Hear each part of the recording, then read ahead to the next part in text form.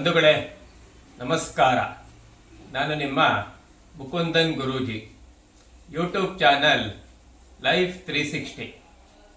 ಇವತ್ತಿನ ಈ ವಿಡಿಯೋದಲ್ಲಿ ಬಹಳನೇ ವಿಶಿಷ್ಟವಾದಂಥ ವಿಚಾರದೊಂದಿಗೆ ನಾನು ಬಂದಿದ್ದೀನಿ. ಬಹಳ ಸ್ಪೆಷಲ್ ಅಂತಾರಲ್ಲ ಅಂತ ವಿಡಿಯೋ ಇದು. ಇದನ್ನು ಸಂಪೂರ್ಣವಾಗಿ ನೋಡಿ ಇದರ ಲಾಭವನ್ನು ನೀವೆಲ್ಲ ಪಡ್ಕೋಬೇಕು. ಕಾರಣ ಈ ಯೂಟ್ಯೂಬ್ ಚಾನಲ್ನ ಉದ್ದೇಶವೇ ಸುಖಪ್ರಾಪ್ತಿ ದುಃಖ ನಿವೃತ್ತಿ. ಆ ಸುಖಪ್ರಾಪ್ತಿ ದುಃಖ ನಿವೃತ್ತಿ ಆಗ್ಬೇಕಾದ್ರೆ ನಮ್ಮ ಪುರಾತನ ಋಷಿ ಮುನಿಗಳು ನಮಗೆ ವಿಶಿಷ್ಟವಾದ ಅದ್ಭುತವಾದ ವಿದ್ಯೆಯನ್ನ ನಮಗೆ ದಯಪಾಲಿಸಿದ್ದಾರೆ. ಆದರೆ ಎಷ್ಟೋ ಜನ ಈ ವಿದ್ಯೆಯ ಬಗ್ಗೆ ಸರಿಯಾದ ಅರಿವಿಲ್ಲದೆ ಅಥವಾ ಈ ವಿದ್ಯೆಯನ್ನ ತಪ್ಪಾಗಿ ಅಭ್ಯಾಸ ಮಾಡಿ ಆ ಸುಖಪ್ರಾಪ್ತಿ ದುಃಖ ನಿವೃತ್ತಿ ಏನಿದೆ ಅದು ಸರಿಯಾದ ಮಟ್ಟದಲ್ಲಿ ಆಗ್ತಾ ಇಲ್ಲ. ಅಂತ ವಿಶೇಷವಾದ ವಿಡಿಯೋ ಇದು. ಯಾವುದು ಅಂತ ವಿಶೇಷವಾದ ವಿದ್ಯೆ? ಶ್ರೀ ಕೃಷ್ಣ ಪರಮಾತ್ಮನಿಂದ ಬಂದಂತ ವಿದ್ಯೆ ಇದು. ಸಾಕ್ಷಾತ್ ಪರಶಿವನಿಂದ ಬಂದಂತ ವಿದ್ಯೆ ಇದು. ದತ್ತಾತ್ರೇಯರಿಂದ ಬಂದಂತ ವಿದ್ಯೆ ಇದು. ನಮ್ಮ ಋಷಿಮುನಿಗಳ ಪರಂಪರೆಯಿಂದ ಬಂದಂತ ವಿದ್ಯೆ ಇದು. ಯಾವುದಪ್ಪ ವಿದ್ಯೆ ಅಂದ್ರೆ ಯೋಗ ವಿದ್ಯೆ. ಈ ವಿದ್ಯೆಯನ್ನ ನಾವು ಸಂಪೂರ್ಣವಾಗಿ ಸದುಪಯೋಗ ಮಾಡ್ಕೋಬೇಕು. ಯೋಗದ ಅವಶ್ಯಕತೆ ಏನು ಅನ್ನೋದನ್ನ ನಾವು ತಿಳ್ಕೋಬೇಕು. ನೋಡಿ, ಯೋಗದ ಅವಶ್ಯಕತೆ ಏನು ಅಥವಾ ಯೋಗ ಅವಶ್ಯಕವೇ ಅಂತ ಪ್ರಶ್ನೆ ಏನಾದ್ರು ಬಂದ್ರೆ ನನ್ಗೇನ್ ಅನ್ಸತ್ತೆ ಅಂದ್ರೆ, ಊಟ ಮಾಡೋದ್ ಅವಶ್ಯಕತೆಯೇ, ನೀರ್ ಕುಡಿಯೋ ಅವಶ್ಯಕತೆ ಇದೆಯಾ, ಅಥವಾ ವಿದ್ಯಾಭ್ಯಾಸ ಮಾಡೋದ್ ಅವಶ್ಯಕತೆ ಇದೆಯಾ, ಸಂತೋಷವಾಗಿರಕ್ಕೆ ಅವಶ್ಯಕತೆ ಇದೆಯಾ, ಸುಖವಾಗಿರೋದ್ ಅವಶ್ಯಕತೆ ಇದೆಯಾ, ಎಲ್ಲದಕ್ಕಿಂತ ಹೆಚ್ಚಾಗಿ ಉಸಿರಾಡುವುದು ಅವಶ್ಯಕತೆ ಇದೆಯಾ, ಇನ್ನು ಹಲವಾರನ್ನ ನಾವು ಈ ಗುಂಪಿಗೆ ಸೇರಿಸ್ಕೋಬಹುದು. ನೀಡ್ ಅಂತ ಕರಿತೀವಿ. ಅಂದ್ರೆ ಆಹಾರ ತಿಂದ್ರೇನೆ ನಮ್ಮ ಶರೀರ ಸಸ್ಟೈನ್ ಆಗುವಂಥದ್ದು.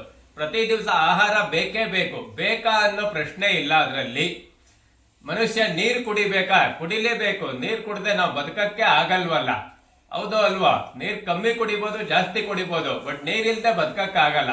ನೀರು ಅವಶ್ಯಕತೆಯೇ ಅನ್ನೋ ಪ್ರಶ್ನೆನೇ ಇಲ್ಲ. ವಿದ್ಯಾಭ್ಯಾಸ ಅವಶ್ಯಕತೆಯೇ ಅಂದ್ರೆ ಖಂಡಿತ ವಿದ್ಯಾಭ್ಯಾಸದ ಅವಶ್ಯಕತೆ ಇದೆ. ಪಕ್ಷ ಬೇಕಾದ್ರೆ ವಿದ್ಯಾಭ್ಯಾಸವನ್ನ ಕಡಿಮೆ ಮಾಡ್ಕೋಬಹುದು ನಾವು. ನಾನೇನಂತ ವಿದ್ಯಾವಂತನಲ್ಲ, ಬಹಳ ಕಾಲೇಜ್ ಮೆಟ್ಲೆಲ್ಲ ಹತ್ತಿ ಓದಿದವನಲ್ಲ.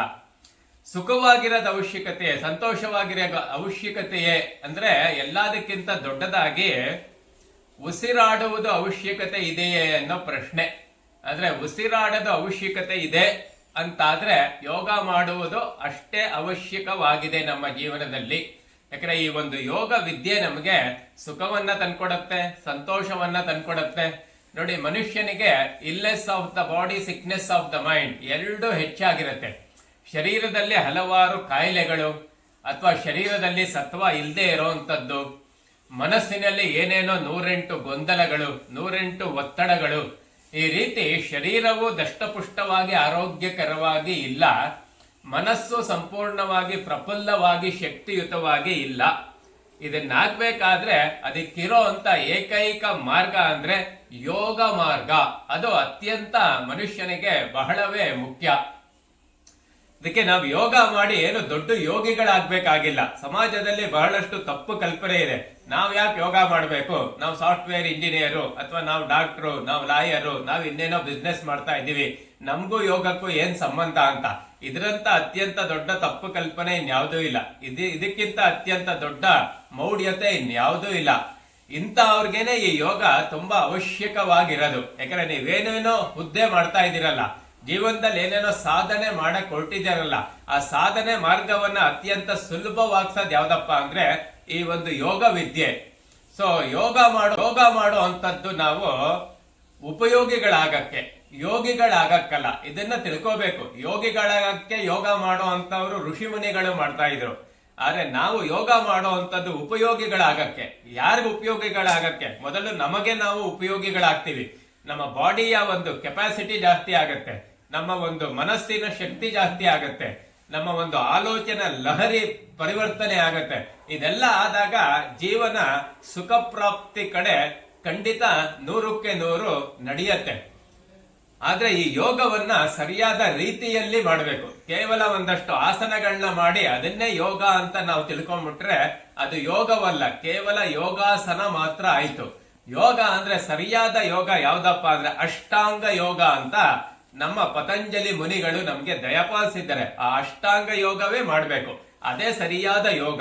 ಅಷ್ಟಾಂಗ ಯೋಗದಲ್ಲಿ ಏನಿರುತ್ತೆ, ಏನಕ್ಕೆ ಅಷ್ಟಾಂಗ ಯೋಗವನ್ನೇ ಮಾಡಬೇಕು ಅಂದ್ರೆ ನೀವು ಕೇವಲ ಆಸನ ಮಾಡಿದ್ರೆ ಶರೀರಕ್ಕೆ ಒಂದಷ್ಟು ಸಹಾಯವಾಗಬಹುದು. ಆದ್ರೆ ಕೇವಲ ಶರೀರ ಮಾತ್ರ ನಾವು ಸರಿಯಾಗಿ ಇಟ್ಕೊಂಡ್ರೆ ಸಾಲಲ್ಲ. ಮನುಷ್ಯ ಆರೋಗ್ಯವಂತನಾಗಿರ್ಬೇಕಾದ್ರೆ ಇಡೀ ಜೀವನ ಪರಿವರ್ತನೆಗೊಳ್ಬೇಕು. ಮನಸ್ಸು ಚೆನ್ನಾಗಿರ್ಬೇಕು, ನಮ್ಗೆ ನಮ್ಮ ಆಲೋಚನೆ ಶೈಲಿ ಚೆನ್ನಾಗಿರ್ಬೇಕು, ನಮ್ಮ ಆಹಾರ ಪದ್ಧತಿ ಚೆನ್ನಾಗಿರ್ಬೇಕು, ನಮ್ಮ ದಿನಚರ್ಯೆ ಚೆನ್ನಾಗಿರ್ಬೇಕು. ಸೊ ಪ್ರತಿ ದಿವಸ ಉಸಿರಾಟಕ್ಕೆ ನಾವು ಪ್ರಾಮುಖ್ಯತೆಯನ್ನ ಕೊಡಬೇಕು. ಯಾಕಂದ್ರೆ ಸರಿಯಾಗಿ ಉಸಿರಾಡುವುದನ್ನ ಕಲ್ತ್ರೆ ನಮ್ಮ ಜೀವನದ ಮುಕ್ಕಾಲು ಸಮಸ್ಯೆಗಳು ಸಾಲ್ವ್ ಆಗೋಗುತ್ತೆ. ಇದನ್ನ ತಿಳ್ಕೋಬೇಕು. ಬಹಳಷ್ಟು ಜನಕ್ಕೆ ಸರಿಯಾಗಿ ಉಸಿರಾಡೋ ರೀತಿನೇ ಗೊತ್ತಿಲ್ಲ, ಹಲವಾರು ಕಾಯಿಲೆಗಳು ಗುಣವಾಗೋಗತ್ತೆ. ಅದನ್ನೇ ನಾವು ಪ್ರಾಣಾಯಾಮ ಅಂತ ಕರಿತೀವಿ.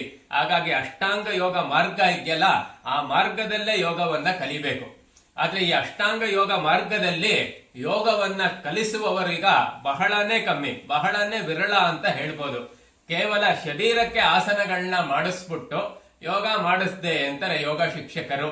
ಯೋಗ ವಿದ್ಯಾರ್ಥಿಗಳು ಅಷ್ಟೇ ಚೆನ್ನಾಗಿ ಸೂರ್ಯ ನಮಸ್ಕಾರ ಅಂತೆ ಆ ಆಸನ ಈ ಆಸನ ಎಲ್ಲ ಮಾಡಿ ನಾನು ಯೋಗ ಮಾಡ್ದೆ ಅಂತಾರೆ. ಅದು ನಿಜವಾದ ಯೋಗ ಅಲ್ಲ.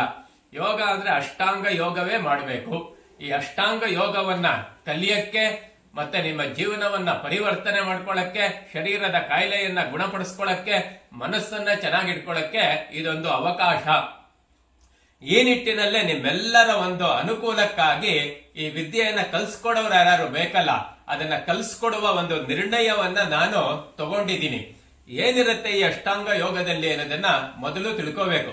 ನೋಡಿ, ಶಾರೀರಿಕ ಕಾಯಿಲೆ ಗುಣವಾಗ್ಬೇಕಾದ್ರೆ, ಮನಸ್ಸು ಶಕ್ತಿಯುತವಾಗ್ಬೇಕಾದ್ರೆ ಎಲ್ಲದಕ್ಕಿಂತ ಮುಖ್ಯವಾಗಿ ಬೇಕಾಗಿರೋದು ಧ್ಯಾನ. ಧ್ಯಾನದಿಂದ ಪ್ರಾರಂಭವಾಗಬೇಕು ನಮ್ಮ ಪ್ರತಿನಿತ್ಯದ ಬೆಳಗು. ಹಾಗಾಗಿ ನಮ್ಮ ಈ ಒಂದು ಅಷ್ಟಾಂಗ ಯೋಗ ವಿಶೇಷವಾದ ಶಿಬಿರದಲ್ಲಿ ಧ್ಯಾನದಿಂದ ಪ್ರಾರಂಭವಾಗತ್ತೆ. ಪ್ರತಿನಿತ್ಯ ಒಂದು 10 ರಿಂದ 15 ನಿಮಿಷ ಧ್ಯಾನ ಮಾಡಿದಾಗ ಮನಸ್ಸು ಪ್ರಫುಲ್ಲವಾಗತ್ತೆ. ಧ್ಯಾನದಿಂದ ನಮ್ಮ ಶರೀರದ ಕಾಯಿಲೆಗಳನ್ನ ನಾವು ಗುಣ ಮಾಡ್ಕೊಳಕ್ ಸಾಧ್ಯ. ಆ ಧ್ಯಾನದ ಜೊತೆ ಶರೀರ ತನಗೆ ತಾನು ರಿಪೇರಿ ಮಾಡ್ಕೊಳಕ್ಕೆ, ಕಾಯಿಲೆಗಳನ್ನ ಗುಣಪಡಿಸ್ಕೊಳಕ್ಕೆ ಬೇಕಾದ ಒಂದೊಂದು ದಿವಸ ಒಂದೊಂದು ರೀತಿಯಾದ ವಿಶೇಷವಾದ ಧ್ಯಾನವನ್ನ ಈ ಶಿಬಿರದಲ್ಲಿ ಮಾಡಿಸಲಾಗತ್ತೆ. ಜೊತೆಗೆ ಸರಳವಾದ ಆಸನಗಳು, ತುಂಬಾ ಕಠಿಣವಾದ ಆಸನ ಮಾಡೋ ಅವಶ್ಯಕತೆ ಇಲ್ಲ. ಸರಳವಾದ ಆಸನಗಳಿಂದಲೇ ಶರೀರವನ್ನ ಚೆನ್ನಾಗಿ ಇಟ್ಕೋಬಹುದು. ಅತಿ ಸರ್ವತ್ರ ವರ್ಜಯೇತ್, ಅತಿಯಾದ ಆಸನಗಳನ್ನ ಮಾಡಿದಷ್ಟು ತೊಂದರೆ ಆಗತ್ತೆ. ಅತಿಯಾದ ಆಸನಗಳು ನಮಗೆ ಅವಶ್ಯಕತೆ ಇರಲ್ಲ. ಸರಳವಾದ ಆಸನಗಳು ಯಾರು ಬೇಕಾದ್ರೆ ಮಾಡಬಹುದಾದಂತ ಆಸನಗಳು, ಅದೇ ಸರಳವಾದ ಆಸನವೇ ನಮಗೆ ಶರೀರವನ್ನ ಸದೃಢವಾಗಿರುತ್ತೆ. ಆಸನಗಳಿರುತ್ತೆ. ಉಸಿರಾಟದ ಪ್ರಾಮುಖ್ಯತೆಯನ್ನ ಹೇಳಿದೆ. ಸರಿಯಾದ ಪ್ರಮಾಣದ ಉಸಿರಾಟದ ಕ್ರಮವನ್ನ ಇದರಲ್ಲಿ ಕಲ್ಸ್ಕೊಡಲಾಗತ್ತೆ. ಮುದ್ರೆಗಳಲ್ಲಿ ಅತ್ಯಂತ ಶಕ್ತಿ ಇದೆ. ಒಂದೊಂದು ಮುದ್ರೆಯು ಒಂದೊಂದು ರೀತಿಯ ಅನುಕೂಲವಾಗತ್ತೆ. ಆ ಮುದ್ರೆಗಳನ್ನ ಕಲ್ಸ್ಕೊಡಲಾಗತ್ತೆ. ಜೊತೆಗೆ ದಿನಚರ್ಯ, ಬೆಳಗ್ಗೆದ್ದಾಗಿಂದ ರಾತ್ರಿ ಮಲ್ಕೋಬೇಕಾರೆ ನಮ್ಮ ದಿನಚರ್ಯ ಯಾವ ರೀತಿ ಇರಬೇಕು, ಜೊತೆಗೆ ಲೈಫ್ ಸ್ಟೈಲ್ ಅಂತ ಕರಿತೀವಿ, ನಮ್ಮ ಜೀವನದ ಮಾರ್ಗ ಯಾವ ರೀತಿ ಇರಬೇಕು, ಅಥವಾ ಕೃಷ್ಣ ಪರಮಾತ್ಮ ಭಗವದ್ಗೀತೆಯಲ್ಲಿ ಯೋಗದ ಬಗ್ಗೆ ಏನೇನ್ ವಿಚಾರವನ್ನ ಹೇಳಿದಾನೆ ಆ ಶ್ಲೋಕದ ಸಮೇತ ಅದರ ಅರ್ಥವನ್ನ ತಿಳಿಸಲಾಗತ್ತೆ. ಜೊತೆಗೆ ಯೋಗದ ಬೇರೆ ಬೇರೆ ಆಯಾಮಗಳನ್ನ ಕಲಿಸಲಾಗತ್ತೆ. ಈ ಒಂದು 3 ತಿಂಗಳ ಶಿಬಿರದಲ್ಲಿ ನೀವು ಸರಿಯಾಗಿ ಪಾಲ್ಗೊಂಡಿದ್ದೆ ಆದ್ರೆ ನೀವೇ ಒಬ್ರು ಯೋಗ ಶಿಕ್ಷಕರಾಗಿ ಹೊರಹೊಮ್ಮಕ್ಕೆ ಒಂದು ಅವಕಾಶವಾಗತ್ತೆ. ಇಂಥ ವಿಶಿಷ್ಟವಾದ ಒಂದು ಯೋಗ ಶಿಬಿರವನ್ನ ಹಮ್ಮಿಕೊಳ್ಳಲಾಗಿದೆ. ಅದ್ ಯಾವಾಗಪ್ಪ ಅಂದ್ರೆ ಇದೇ ತಿಂಗಳ 21ನೇ ತಾರೀಕಿಂದ ಈ ಒಂದು ಯೋಗ ಶಿಬಿರ ವಾರದಲ್ಲಿ 5 ದಿವಸ ಇರುತ್ತೆ. ಸೋಮವಾರದಿಂದ ಶುಕ್ರವಾರದ ತನಕ 5 ದಿವಸ ಇರುತ್ತೆ. ಶನಿವಾರ ಭಾನುವಾರ ನೀವೇ ಮನೆಯಲ್ಲಿ ಸ್ವಂತ ಅಭ್ಯಾಸ ಮಾಡ್ಕೋಬೇಕು. ಅವಾಗ್ಲೇ ನೀವು ಚೆನ್ನಾಗಿ ಕಲಿಯಕ್ಕೆ ಸಾಧ್ಯ. 1 ಗಂಟೆ ಪ್ರತಿನಿತ್ಯ ಬೆಳಗ್ಗೆ 6 ರಿಂದ 7 ಗಂಟೆ ಆನ್ಲೈನ್ ಝೂಮ್ ಮೂಲಕ ಯೋಗ ಕಲಿಸುವುದಲ್ಲದೆ ವಾಟ್ಸಪ್ಪಿನ ಮೂಲಕ ಬೇಕಾದಷ್ಟು ಯೋಗಕ್ಕೆ ಸಂಬಂಧಪಟ್ಟಂತ ವಿಶೇಷವಾದ ವಿಚಾರಗಳು, ಜೀವನದಲ್ಲಿ ಸುಖ ಪ್ರಾಪ್ತಿ ದುಃಖ ನಿವೃತ್ತಿಗೆ ಬೇಕಾದಂತ ವಿಶಿಷ್ಟವಾದ ಯೋಗ ಸೂತ್ರಗಳು, ಇದನ್ನೆಲ್ಲ ನಿಮ್ಗೆ ಕುಲಂಕುಷವಾಗಿ ಸರಳವಾಗಿ ಕಲಿಸಲಾಗತ್ತೆ. ನಿಮಗೆ ನೀವು ಕೊಟ್ಕೋಬಹುದಾದಂತ ಅತ್ಯಂತ ಒಂದು ವಿಶಿಷ್ಟವಾದ ಉಡುಗೊರೆ ಅಥವಾ ಬಳುವಳಿ ಅಂದ್ರೆ ಈ ಒಂದು ಯೋಗ ಶಿಬಿರದಲ್ಲಿ ಪಾಲ್ಗೊಳ್ಳುವ ಮೂಲಕ. ಹಾಗಾಗಿ ಇಲ್ಲಿ ತನಕ ಅಸಂಖ್ಯಾತ ಜನರು ಬಂದಿದ್ದಾರೆ, ಕಲ್ತಿದ್ದಾರೆ, ಅವರ ಜೀವನವನ್ನ ಪರಿವರ್ತನೆ ಮಾಡ್ಕೊಂಡಿದ್ದಾರೆ. ಆದ್ರೆ ಈ ಶಿಬಿರ ಇಲ್ಲಿ ತನಕ ನಾನು ಮಾಡಿರೋ ಎಲ್ಲಾ ಶಿಬಿರಕ್ಕಿಂತ ವಿಶೇಷವಾಗಿ ವಿಶಿಷ್ಟವಾಗಿ ಇರಬೇಕು ಅಂತ ಒಂದು ನಿರ್ಧಾರವನ್ನ ತಗೊಂಡಿದ್ದೀನಿ. ಹಾಗಾಗಿ ಇಂಥ ಒಂದು ಅವಕಾಶ ನಿಮ್ಮ ಬಳಿಗೆ ಬಂದಿದೆ.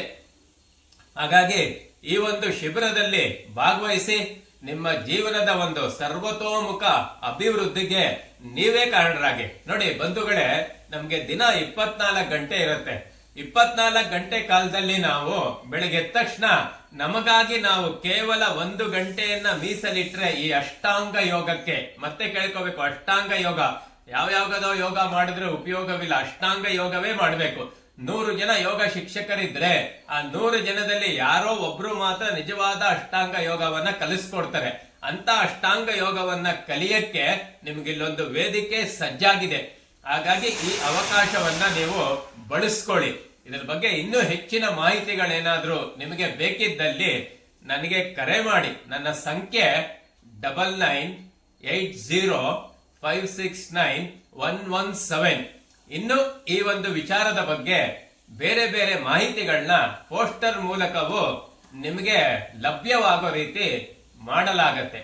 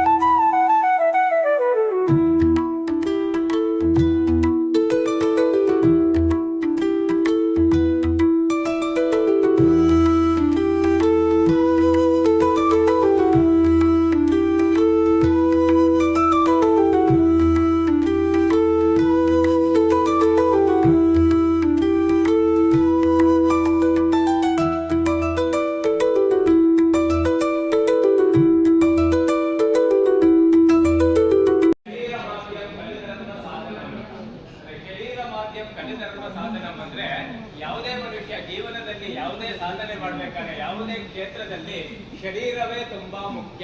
ಹೌದಾ ಅಲ್ವಾ? ನಿಂತ್ಕೊಂಡು ನಿಮ್ ಮುಂದೆ ಮಾತಾಡ್ಬೇಕಾದ್ರೆ ನನ್ನ ಶರೀರ ಆರೋಗ್ಯವಾಗಿದ್ರೆ ನಾನು ಮಾತಾಡ್ಬೋದು. ನನ್ಗೆ ಹುಷಾರಿಲ್ಲ, ನನ್ಗೆ ಕೈ ನೋವು, ಕಾಲು ನೋವು, ಇನ್ನೇನೋ ಸಮಸ್ಯೆ ಇದ್ರೆ ಮಾತಾಡಕ್ಕೆ ಆಗಲ್ಲ. ಹೌದಾ ಅಲ್ವಾ? ಅದೇ ರೀತಿ ನೀವು ಪೊಲೀಸ್ ಆಗಿರ್ತೀರ, ನೀವು ಅಷ್ಟೇ ನಿಮ್ಮ ಶರೀರವನ್ನ ನೀವು ಆರೋಗ್ಯವಾಗಿಟ್ಕೊಂಡಾಗ ನಿಮ್ ಕೆಲಸವನ್ನ ಚೆನ್ನಾಗಿ ನೀವು ನಿರ್ವಹಣೆ ಮಾಡ್ಬೋದು. ಶರೀರಕ್ಕೂ ಮನಸ್ಸಿಗೂ ತುಂಬಾ ಅವಿನಾಭಾವ ಸಂಬಂಧ ಇದೆ. ಅದಕ್ಕೆ ಎಮೋಷನಲ್ ಇಂಟೆಲಿಜೆನ್ಸ್ ಅಂತೀವಿ. ಕೇವಲ ಶರೀರ ಆರೋಗ್ಯವಾಗಿದೆ, ಡಯಾಬಿಟಿಸ್ ಇಲ್ಲ, ಬ್ಲಡ್ ಪ್ರೆಷರ್ ಇಲ್ಲ, ಥೈರಾಯ್ಡ್ ಸಮಸ್ಯೆ ಇಲ್ಲ, PCOD ಇಲ್ಲ ಅಂದ್ ಮಾತ್ರಕ್ಕೆ ಮನುಷ್ಯ ಆರೋಗ್ಯವಾಗಿದ್ದಾನೆ ಅಂತ ಅಲ್ಲ. ಶರೀರದಲ್ಲಿ ಯಾವುದೇ ಕಾಯಿಲೆ ಇಲ್ಲದಿದ್ದರೂ ಮನಸ್ಸು ಉತ್ಸಾಹವನ್ನ ಕಳ್ಕೊಂಡ್ರೆ ಆ ಮನುಷ್ಯ ಕಾಯಿಲೆಯಿಂದ ನರಳ್ತಾ ಇದ್ದಾರೆ ಅಂತ ಅರ್ಥ. ಹಾಗಾಗಿ ಅದನ್ನೇ ಎಮೋಷನಲ್ ಇಂಟೆಲಿಜೆನ್ಸ್ ಅಂತೀವಿ.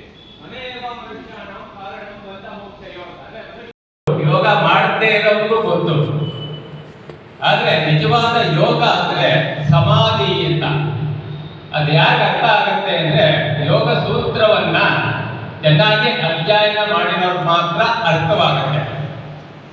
ಯೋಗ ಅಂದ್ರೆ ಬರೀ ಸೇರದು, ಕೂಡದು, ಅಥವಾ ಆತ್ಮದೊಂದಿಗೆ ಪರಮಾತ್ಮನೊಂದಿಗೆ ಐಕ್ಯವಾಗದು ಅದೆಲ್ಲ ಅದಕ್ಕೆ ನೋಡಿ ಅಥಾ ಯೋಗಾನುಶಾಸನಂ, ಯೋಗದ ಮೊದಲನೇ ಸೂತ್ರ.